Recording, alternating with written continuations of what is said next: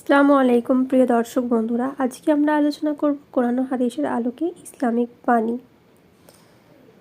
জ্ঞান বৃদ্ধি দোয়া। রব্বি জিদনি ইলমা, হে আমার পালনকর্তা, আমার জ্ঞান বৃদ্ধি করুন। সুবহানাল্লাহ। ধৈর্য মানুষকে উন্নত করে, মিথ্যা মানুষকে ধ্বংস করে দেয়। তুমি কতটা ধনী সেটা নির্ধারণ হবে তোমার কাছে এমন কি আছে যা কেউ অর্থ দিয়েও কিনতে পারবে না। কাপুরুষ স্ত্রীকে খুশি রাখতে দাড়ি কাটে, বীরপুরুষ রাসূলুল্লাহ সাল্লামকে ভালোবেসে দাড়ি রাখে। যেদিন আফসোস করবেন সেদিন উপলব্ধি করতে পারবেন যে জীবন শেষ হয়ে এলো, কিন্তু তেমন কোনো নেক আমল করা হলো না। আমাকে পাঠানো হয়েছিল আখিরাতের বাজার করতে, অথচ আমি কিনা দুনিয়ার রং তামাশায় বাজারের ব্যাগটাই হারিয়ে ফেললাম। আল্লাহুম্মা গফিরলি। শ্রেষ্ঠ দোয়া।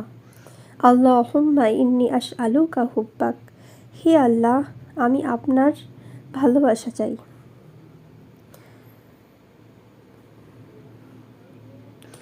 বিয়ে করুন তাকে যে টাকার দিক দিয়ে ধনী না হলেও ইমানের দিক দিয়ে অধিক ধনী। চরিত্রহীন পুরুষও চাই তার স্ত্রী চরিত্রবান হোক, অথচ সে ভুলে যায় তার চরিত্রবান স্ত্রীও একজন চরিত্রবান স্বামী ডিজার্ভ করে।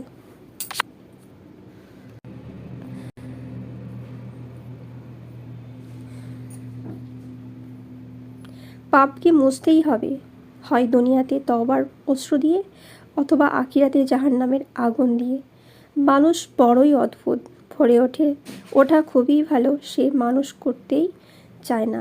রাত জাগা খুবই খারাপ, সেটাই মানুষ করে। অন্ধকার যে বহন করে সে কখনো আলো নিয়ে খেলতে পারে না।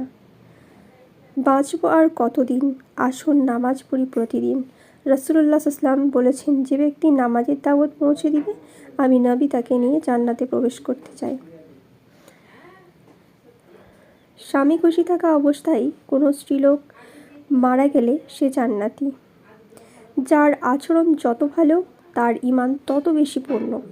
তোমাদের মধ্যে সেই ব্যক্তি সর্বোত্তম যে পরিবারের কল্যাণ করে।